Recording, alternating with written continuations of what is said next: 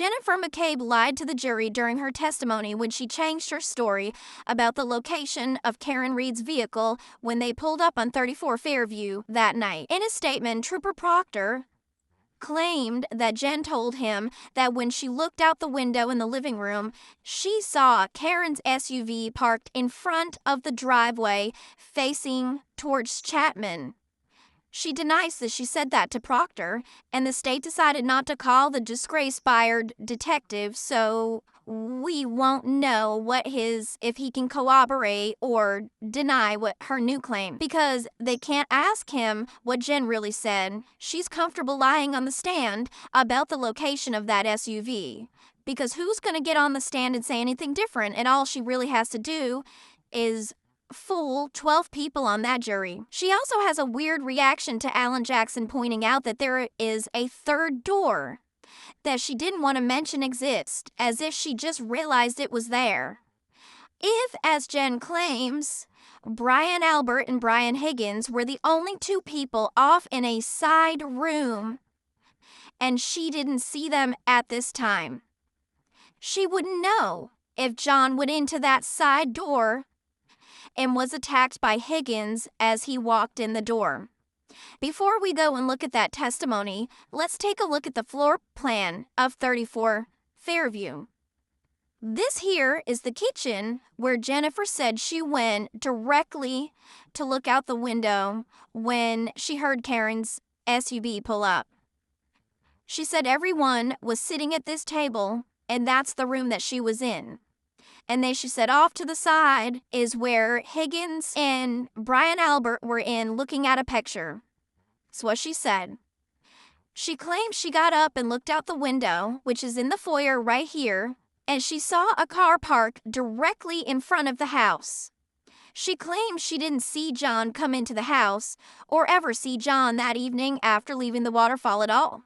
It's conceivable to think that John walked in this side door and Jen was still in the kitchen over here. He turned left into the dining room and then straight into the foyer and into the study where Jen claims Brian Higgins and Brian Albert were looking at pictures. She may or may not have seen him. We don't know. Now let's take a look at the house for a visual about what Jen is about to explain. She claims Higgins' Jeep was parked right here in front of the mailbox. To Proctor, she originally said Karen's SUV was parked right here in front of the driveway. But later, she said, in this testimony, she said it was parked in front of Higgins' Jeep, directly in front of the house. So I have a question. If she was parked right here, how did John's body end up right there if she backed into him and hit him with her taillight? I don't know. I don't think it's possible. I don't think she hit that man at all. Now I'm going to show you a clip from the cross-examination with Alan Jackson and Jennifer McCabe. You decide. One thing that I noticed about Jen is she's trying really hard to control this cross-examination, just like she controlled the investigation. And this judge seems to be trying to help her with that endeavor. And Alan Jackson isn't letting up, and neither are we. So, play the clip. Ms. McCabe, do you recognize what's depicted in this photo? I know it's a little bit of an angle. Yes. What is that? That is 34 Fairview. Okay. Can you... I think this laser will work. May I approach? Yes. Use that laser and point to the front door that you entered when you walked in the house. Okay, that's directly in the middle of the just to the left of the flagpole for this purposes of this photograph, correct? Yes. Okay. Is there another entry door on the house that you may not be able to see, but you know the general area? Yes. Where's that door? So that would be, see where these two windows are? Yes. The door would be kind of behind that right there. So it's right to the left of those two windows. And Ms. McCabe, just staying with doors for a second, is there another door associated with the garage? Oh, actually, yeah, there is. Right there. Right there next to that side door? Yes. Okay, thank you. May I approach? Yes. Thank you.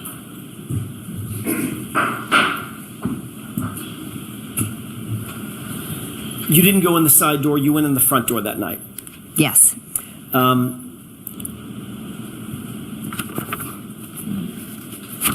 You indicated that once inside the house, you were sort of in the kitchen area. Is that right? I was in the kitchen, yes. You weren't paying special attention to Brian Albert or Brian Higgins, what they were doing. As a matter of fact, I think they went into a different room. Is that right? There's a room, kind of the kitchen opens up into the TV room, so they were in there. So the only two that you recognized at this point in the night, not being sort of with everybody else, were Brian Albert and Brian Higgins, separated out in the family room or whatever that room's called, living room? Yeah, I feel like just right there, right where they are, just Okay. kind of right in the next room. When you first pulled up, did you notice any vehicles in front of Brian Albert's house? Yes, I did. What vehicles did you notice? Vehicle or vehicles did you Just notice? one. What was that vehicle? It was a Jeep. Can you describe the Jeep for us, please? I really can't. All I can say is that when I pulled down, the Jeep was on the parked on the street in front of the mailbox, and I turned into the driveway. Okay. Did the Jeep have any special features on it that you remember, that you No. can describe? Not that I can recall. Big giant snowplow on the front? Again, it was dark. I didn't really pay much detail to it beyond I just asked, whose Jeep is that? And did you learn whose Jeep that was? I did, yes. Whose Jeep was it? It was Brian Higgins' Jeep. And you said that it was parked in front of the mailbox, is that right? Yes. So as you're looking at the house, the mailbox would be closest to the driveway, is that right? Yes. Rather than, for instance, the flagpole on the other side of the lawn. Correct. So if the flagpole's here, there's the lawn, and then here's here's the mailbox, and then the driveway's over here. Okay. Does that make sense? It does to me. Okay. Thank you for that. You've previously indicated that the back edge of that vehicle, Brian Higgins' Jeep, was at the side, basically, of the driveway, which is what you've just described. It would be blocking the mailbox, the rear end associated with the driveway entrance, correct? Yes. Have you ever discussed having seen that Jeep in that spot with anybody else in this case? Is that including previous testimony, or? It is. At any time, before you testified at the previous hearing, had you discussed having seen that Jeep in that spot with anybody else? For instance, your husband? Objection. Sustained.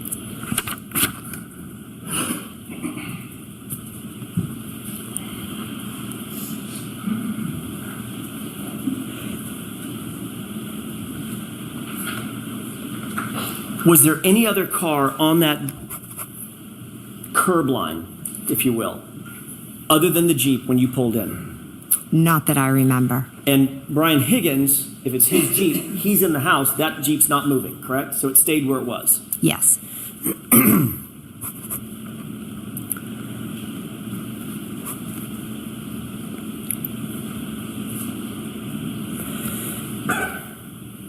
At some point, did you observe Miss Reed's vehicle pull up to the driveway? I'm sorry, pull up to the house.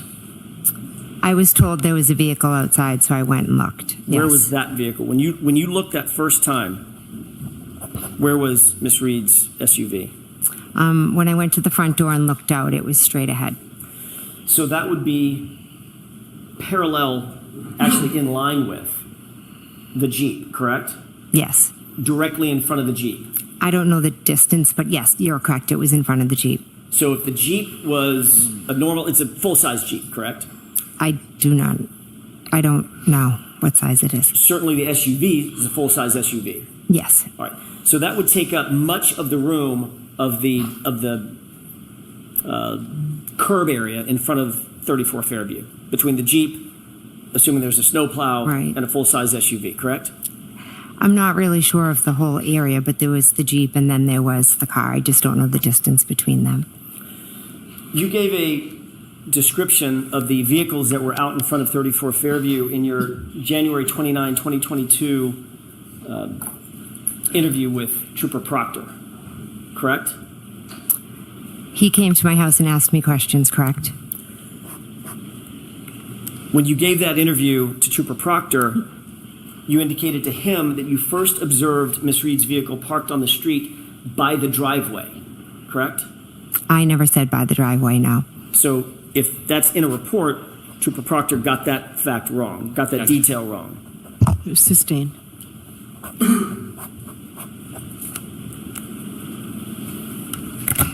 If in fact,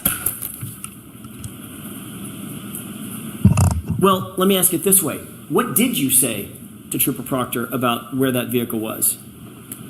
Miss Reed's vehicle? Correct. I told him it was straight out front the window. The straight out front of the front door. Sorry. Trooper Proctor wrote a report about his interview with you, correct?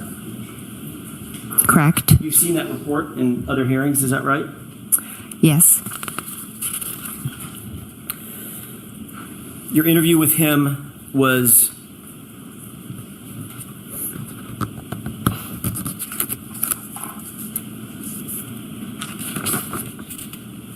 on January 29th. Do you remember the date? I'm sorry, I just said the date. Do you remember the time?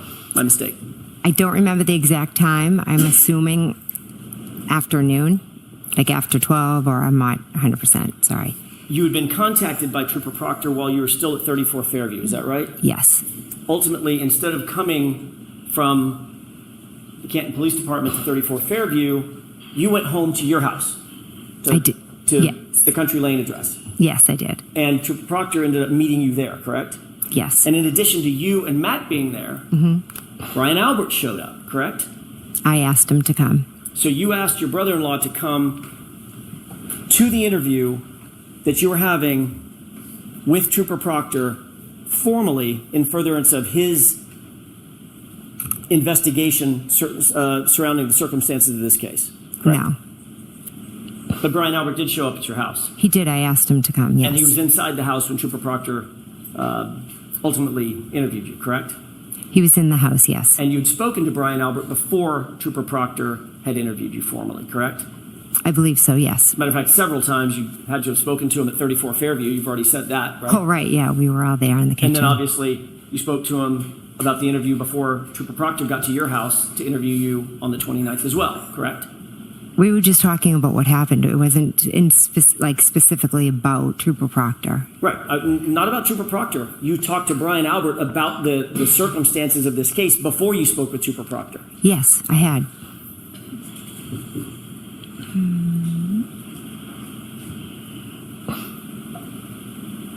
Do you remember exactly what you said to Trooper Proctor about the location of the SUV in front of the house? I know what I said, yes. Okay, what exactly did you say to him? I said the car was straight out front of the front door. When I was looking out the front door, it was straight ahead. Isn't it true that what you actually said, Ms. McCabe, is that you first observed the vehicle parked on the street by the driveway facing in the direction toward Chapman? Objection. I'll allow it. Is that what you said? Those are not my words, no. Okay, next question.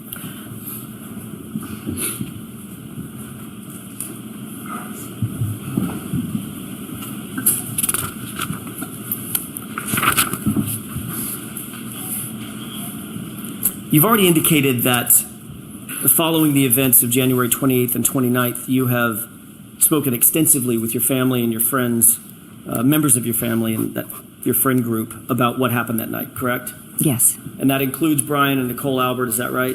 Yes. That includes Matt McCabe, your husband, correct? Yes. That includes Chris and Julie Albert? Yes. Includes other people that were there that night, including Brian Higgins?